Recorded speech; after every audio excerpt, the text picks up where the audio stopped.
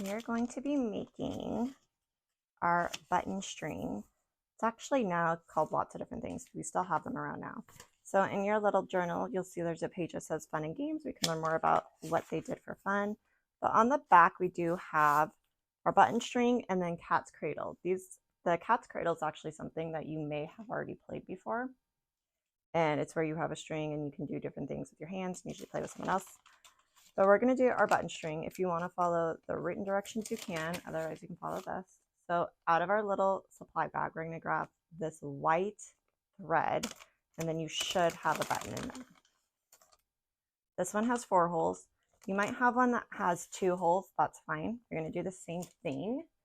It's actually might be a little bit easier with the 2 hole because you don't have to figure out what holes to put it in. Either way, it's really not hard. So on this thread, what you're going to do is you're going to notice on the ends that you'll see 3 actual different threads, and you want to keep those three together. And then we're going to carefully unravel this. And like I said, just do it very carefully. It might have knotted, so you're just going to, if it looped around itself, because it likes to do that, just kind of gently pull them. Don't pull tight because that's how the knots get tighter. Just very slowly unravel them. So, like I said, I want to keep the 3 together. You can also, once it's unraveled, if you want to kind of loop it around your, like wrap it around your finger to twist it, it helps them stay together better. These are something, it's called embroidery floss, and it's where you can make different pictures. You might have seen them before. But it's basically a bunch of thread put together, and you can choose how many you want. So the more you put together, the thicker it is. But one strand of this would not work. It would actually make this fall apart and break. So once I have my 3 together, I'm going to take one of the ends, it doesn't matter, and I'm going to put my thread, all 3 pieces, through one buttonhole. And it might be easier, so especially the ends, you can twist it, or if you just put it in your mouth really quick and put just so it gets a little bit wet, it makes it pointy. So I'm going to take it, I'm going to put it in one buttonhole, stick it through, okay, pull it out the other side. See, so now my button's on. Here's the part if you have 4 holes.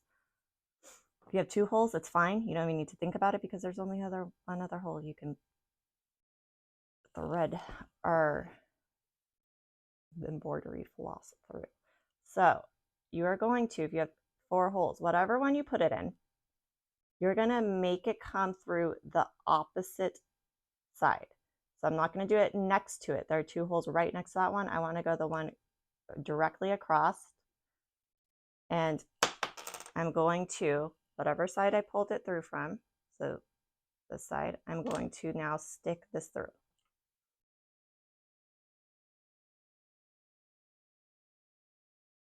And then you'll see I'm going to pull it back through. And if you go through, well, you know what? I did the wrong thing. Yep, see?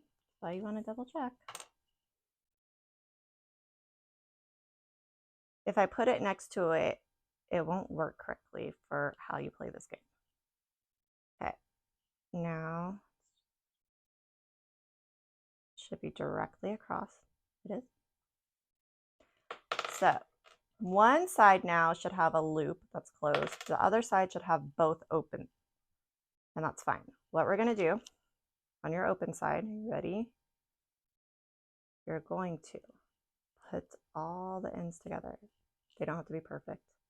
Now what I want you to do is when they're all together, take your fingers and you're going to wrap it around. Okay, so we have the ends, and then we have up top. You kind of make an X like that. And all we're going to do is take your ends and stick them between your fingers like that. Okay, so now I'm holding the open part between my fingers, and then I'm going to take that loop off my fingers, still hold those ends, take my loop off those fingers, and then if you pull, tightly, you made a knot. And I'm going to trim off these extra ends because I don't want it. So now I have my button on a string. That's not how we play the game though. What you're going to do now is I'm going to move that button to the middle. I'm going to make, I think they're called finger loops. And all you do is, I'm going to do kind of that same thing.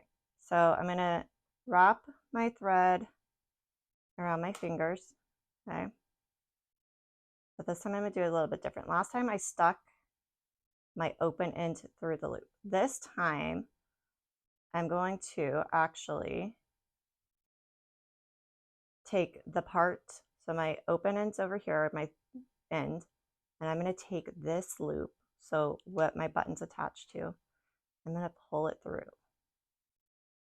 And then kind of just carefully pull it up. I don't have to pull super tight.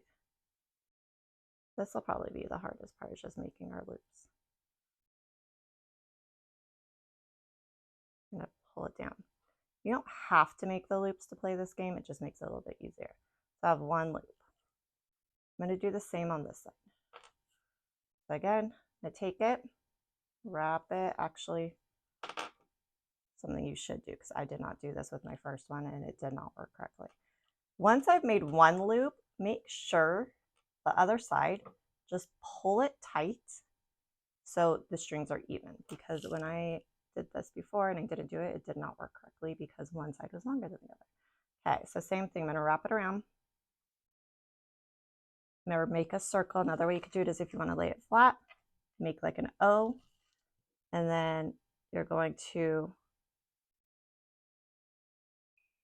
hold where you want the top to meet and then pull through your other side.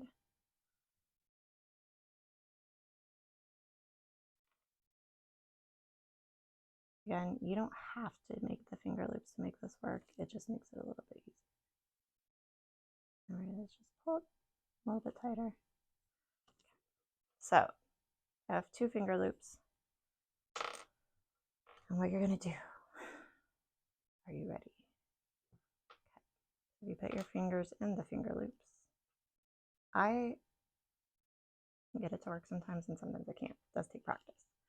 So what we're going to do is, I make this one a little bit tighter. Make sure your button's kind of in the middle of the string, okay? With your finger loops, put it on your fingers. You can try different fingers, you can do thumbs, see what works best for you. Now we're just gonna spin the button in one direction, okay? And you guys can see I'm holding one still, and then just moving one, and you're gonna kind of make it go, but all in one direction, don't switch directions, okay? So once you think it's, do about like 30 times, I don't know. You want it pretty tight. So when you do it, what's gonna happen is you guys will see that it starts to knot up, and that's good. So once you've done that, what you're going to do is you pull it and go in and out,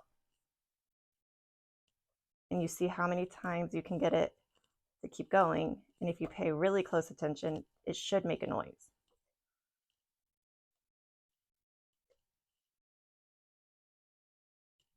See, I lost it partway through. So you're going to try to see how long you can get it to go. And then if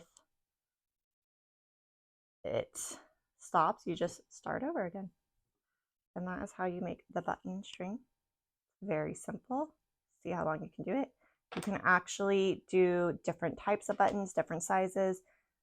You can pretty much use anything that you can poke a hole into. So I know something else that they would do is, there was any type of metal or anything, you could get like a skinny piece and you just poke a hole and you could stick it in, and they'll actually all make different sounds as well.